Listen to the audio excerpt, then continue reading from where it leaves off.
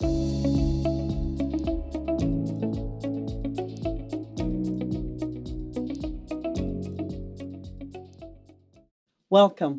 My name is Giselle, and I'm the Senior Occupational Therapist at the Queensway Carleton Hospital. Today, I will be outlining what to expect when planning for a shoulder replacement. In this video, I will be reviewing the shoulder anatomy, give you a brief shoulder replacement surgery overview, the do's and the don'ts post-surgery, and how it affects your function in daily activities. This is a planned surgery. Be organized. Plan ahead. It is all in your hands to ensure that the surgery is a success. You may be scheduled for a pre-op appointment. The hospital booking office will contact you to schedule this appointment before your surgery. The pre-op appointment is where you will see the nurse, the anesthesiologist, have blood drawn, and review your medication list. Arthritis is one of the many diseases that can affect the bones and joint of the shoulder. It is the result of bones becoming worn and grinding against each other, causing pain and difficulty moving the joint, which affects your sleeping, getting dressed, and so forth. The shoulder is often described like a ball and socket joint. The socket joint is not very large area in the shoulder. The head of the long bone of your arm, called the humerus, fits into the small socket that is part of your shoulder blade. The rotator cuff is a group of muscles and tendons that surround the shoulder joint like a blanket. The rotator cuff holds the shoulder in place and provides stability. An incision is made through the skin and your muscle to get to your shoulder joint. If you have a healthy rotator cuff, the round head of the humerus is replaced with a stainless steel head. A matching plastic-lined cup is placed in the socket of your shoulder. If your rotator cuff is not healthy, then a reverse shoulder replacement is completed. Both the ball and socket are replaced in a way that allows the shoulder to move functionally. Pain is expected and can last for several months as you heal from your surgery. It is important to start the pain medications as prescribed for the first few weeks after surgery. It is normal to have some swelling in your arm and hand after surgery and during your recovery. Swelling may increase as you become more active. To help reduce swelling, wiggle your fingers and rotate your wrists frequently to increase circulation and to prevent stiffness. Ice is your friend. Ice your shoulder many times per day to control the swelling and decrease the pain. Ice 10-15 minutes. You can ice your shoulder every hour. Start before it hurts. Place a towel over your shoulder and apply either a gel pack or a bag of frozen peas or corn. You can also rent a shoulder cryo cuff. The sleeve contains cold water to prevent swelling. You can detach the sleeve from the cooler and leave the sleeve on all day and night. You will need to change the water in the sleeve when it becomes warm. Take your pain medication regularly for the first few weeks post-op so that you can exercise regularly several times each day. Wear your sling at all times except when doing your exercise, showering, or getting dressed. Your surgeon will tell you when you can remove your sling. This is how you put on your sling. Relax your operated arm on your lap or hold it close to your stomach. Lay the sling on your lap with the opening towards you and the closed curved elbow end towards your surgical side. Make sure the straps are attached to the end only. Using your non-operated arm, gently bring the sling over your hand and forearm until your elbow fits snugly into the closed end. Gently adjust the sling upward to take up the slack. Place your thumb into the thumb loop. Place the strap around your upper back and over the opposite shoulder. Secure the end of the strap into the top ring of the sling. Adjust the strap until your forearm is secure. Your operated hand should not be hanging down. Place the waist strap around your waist and secure it to the lower ring on the sling. This should be comfortable, not tight. Welcome to the box of safety. You can safely do light activities within the box of safety without hurting your shoulder. Examples of light activities include eating, knitting, reading, and tabletop activities such as writing and typing. Keep your hand in front of your body. Keep your elbow at your side. Do not move it behind your back. Keeping your elbow at your side, you may bend your arm at your elbow. Do not reach above your neck. Here are some examples of light activities you can do. Remember, always stay within the box of safety. One of the greatest challenges is getting a good night's sleep after shoulder surgery. It is very important to keep the sling on while sleeping. Try to sleep at 45 to 60 degrees. You can raise your upper body with pillows. You can sleep in a reclined position like a lazy boy. You can also consider purchasing a wedge cushion to use in your bed. Do not sleep on your stomach. Do not sleep on your operated side. And do not sleep completely flat. Do not use your surgical arm to get out of bed. Do log roll towards your non-surgical side. Your shoulders, hips, and knees move all together as one unit. Do swing your legs over the edge of the bed and then push your upper body with your non-surgical side.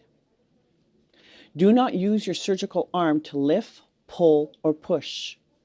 You need to sit in a firm chair with arms. Ideally, the chair should be slightly higher than the back of your knees. Do not sit in overstuffed chairs, sofas, rocking chairs, chairs with wheels, or glider chairs. Do slide forward to the front edge of the chair. Put your non-surgical hand on the armrest and use it to push yourself up along with your legs. Do not push up with your surgical arm to get out of a chair or off the toilet. These are some of the devices we recommend. The one on the right of the screen is the over-toilet commode, which is versatile as it is height adjustable and can be placed either over the toilet or next to your bed, as it comes with a bucket. This is the one most often recommended. The picture on the left is a toilet frame and can be used if your toilet is already at the correct height for you. An addition of a grab bar may be helpful, though it is better to push instead of pulling yourself up. The patient is using a raised toilet seat with arms. Make sure it fits on your toilet correctly if you decide to use this device. Do not push up with your surgical arm to get out of a chair or off the toilet. You also need to view the bathroom safety video to get more details about your bathroom safety.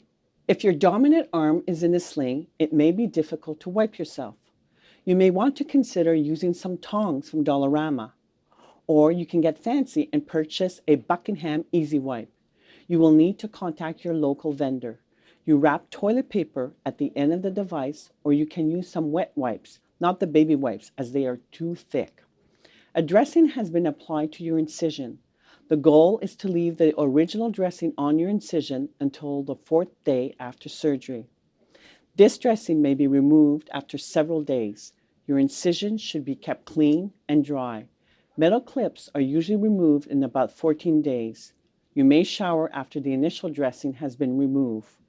We do not recommend that you sit on the bottom of the tub to bathe, as it will be too difficult to get down and up with only one arm to use. Stepping over the tub side may be difficult for some of you, as your balance is not as good to being able only to use one arm. We recommend a transfer bath bench so that you can sit and slide across.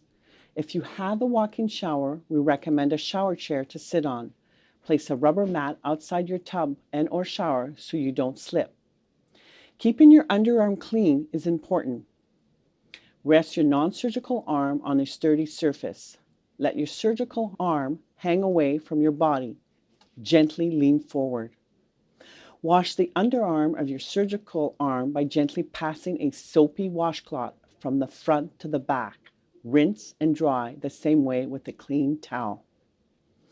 You should wipe 3-4 times a day to absorb the sweat. Time this activity to when you are to do your physio exercises, as this is one of them. Use the hand of your non-surgical arm to hold a toothbrush. You can use your hand on your surgical arm to squeeze the toothpaste on your toothbrush. Remember not to lift your shoulder. You will need to use your non-surgical arm to fix your hair. If you need to use your surgical arm, you can make the handle of your hairbrush longer by attaching a dowel or ruler. Use your non-surgical arm to shave. It will be easier to shave if you use an electric shaver. It would be easiest if you can wear loose-fitting clothing like sweatpants or other loose-fitting items.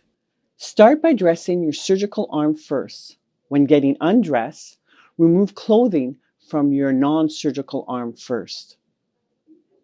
If you choose to wear a bra, try to wear one that closes in the front.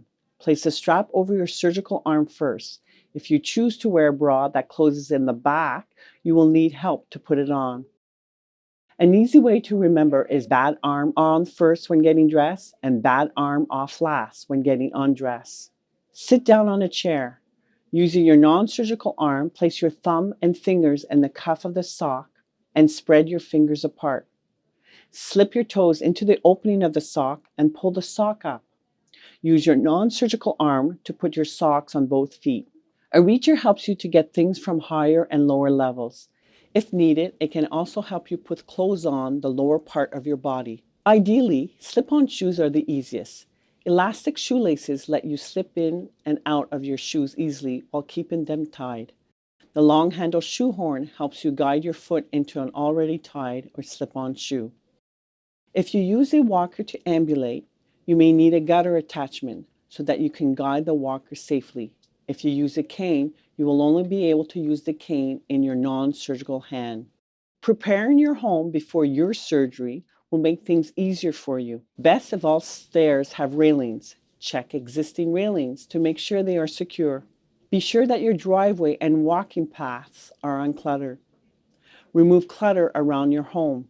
Consider preparing your home living space on one level. Eliminate any loose rugs and cords that can impede safe walking. Prepare meals ahead of time. Move items used often in the kitchen to table height or to middle shelves. Apply a rubber mat to the tub or shower floor. Use a soap dispenser instead of a soap bar. Consider placement of bars in your shower stall or bath and shower. Consider a handheld shower. A tidy home will make it easier for you to move around and reduce the risk of a fall. No making of the bed, especially changing the bed linen. Arrange for someone to take care of your pet or pets. You cannot drive for the first 2 weeks. If you are still taking the narcotics for the pain, you cannot drive. If your arm is still in a sling, you cannot drive, especially if you drive standard. Always call your insurance company to make them aware and to find out when you can drive. Ideally, you should sit on the side of the car where the seatbelt crosses over your non-surgical side. So if it is your right shoulder that you had surgery, you will sit in the back behind the driver. If it is your left shoulder, you can sit at the front passenger side. Plan where you are going to stay once discharged. If you decide to go home, we recommend that someone stays with you for the first 72 hours post-surgery. Afterwards, you need to consider how or who will make meals, help with groceries, clean the house. Or you may want to consider going to a convalescent care home. We usually recommend 10 to 14 days or longer before going home. You have to organize this stay on your own, and it is at your own cost. What happens after surgery? Start your physiotherapy exercises at home the day after your surgery. You start your exercises to work on your range of motion. Do each exercise slowly and increase to 20 repetitions. The exercises that you will have to do at home are demonstrated on a separate video. You can also find them in your booklet. Your first outpatient appointment is about 2 weeks after discharge. Follow your surgeon's guidelines. You have a few options of where to go for your post-op physio. If you are returning to Queensway Carleton Hospital for your post-op physio, we will call you for your outpatient appointment, day and time. If you choose to go to another public funded care site, we may fax the referral for you to your chosen location or may have you bring the referral yourself. They will call you to book your appointment. If you have not received a call in a few days, please call them directly. You can also use your private benefits to have physiotherapy at a clinic of your choice. In this case, you will need to call the clinic yourself to make the first appointment. We hope that this video answered many of your questions. Please refer to your shoulder replacement booklet for more details. We wish you all the best and a speedy recovery with your shoulder surgery. Thank you.